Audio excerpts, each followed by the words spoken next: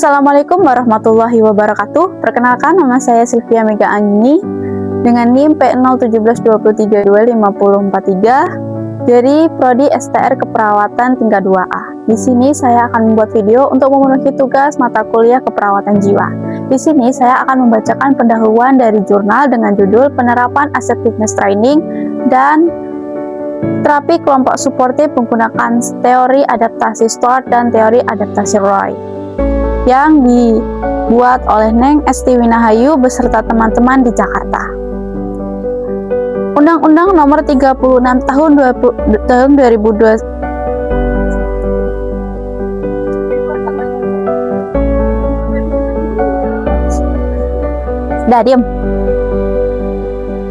Undang-Undang Nomor 36 Tahun 2009 tentang Kesehatan menjelaskan bahwa kesehatan adalah suatu keadaan sehat, baik secara fisik, mental, spiritual, maupun sosial yang memungkinkan setiap orang hidup produktif secara sosial dan ekonomi.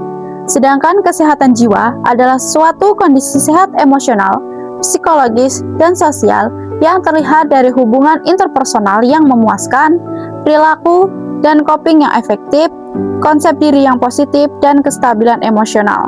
Kesehatan jiwa merupakan bagian dari kesehatan. Berdasarkan hasil riset kesehatan dasar tahun 2007 ditemukan 0,46% penduduk Indonesia mengalami gangguan jiwa berat atau stres.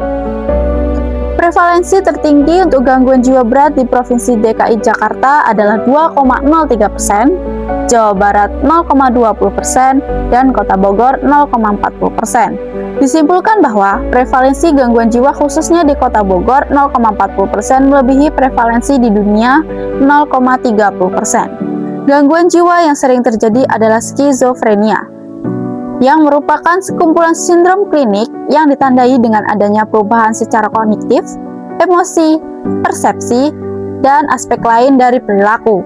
Skizofrenia ditandai dengan adanya gejala positif dan negatif. Perilaku kekerasan merupakan salah satu gejala positif. Perilaku kekerasan merupakan salah satu respon maladaptif ketika seseorang sedang marah, sebagai ungkapan perasaan jengkel yang timbul akibat respon terhadap kebutuhan yang tidak terpenuhi yang dirasakan sebagai ancaman. Perilaku kekerasan perlu dukungan dari keluarga maupun perawat, sehingga tidak membahayakan diri sendiri maupun orang lain.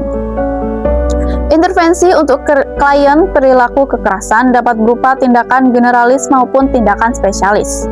Tindakan keperawatan spesialis untuk mengatasi perilaku kekerasan pada klien gangguan jiwa adalah terapi assertiveness training dan terapi kelompok suportif. Peningkatan kesadaran diri, edukasi klien, dan assertiveness training merupakan cara untuk mencegah terjadinya perilaku kekerasan yang merupakan bagian dari strategi preventif. Hasil penelitian ditemukan bahwa terapi generalis dan assertiveness training dapat menurunkan kejadian perilaku kekerasan pada 36 orang klien atau sekitar 50% dari 72 klien dengan diagnosa resiko perilaku kekerasan yang dirawat di RSUD Banyumas.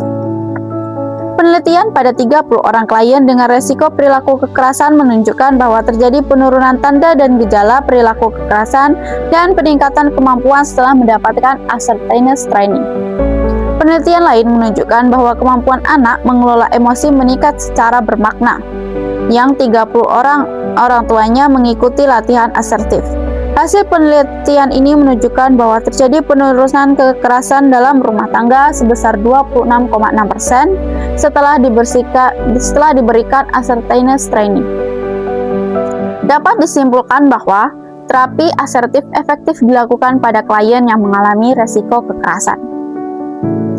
Terapi kelompok suportif bertujuan memberikan dukungan terhadap anggota kelompok sehingga mampu menyelesaikan krisis yang dihadapinya, meningkatkan kekuatan, keterampilan coping, dan menggunakan sumber-sumber coping. Penelitian terhadap 42 klien resiko perilaku kekerasan di RS Aminu Gundo Utomo, Semarang menunjukkan bahwa ada perubahan bermakna pada klien sebelum dan sesudah dilakukan terapi kelompok. Itulah tadi pembacaan pendahuluan dari jurnal yang telah saya bawakan. Sekian dari saya. Wassalamualaikum warahmatullahi wabarakatuh.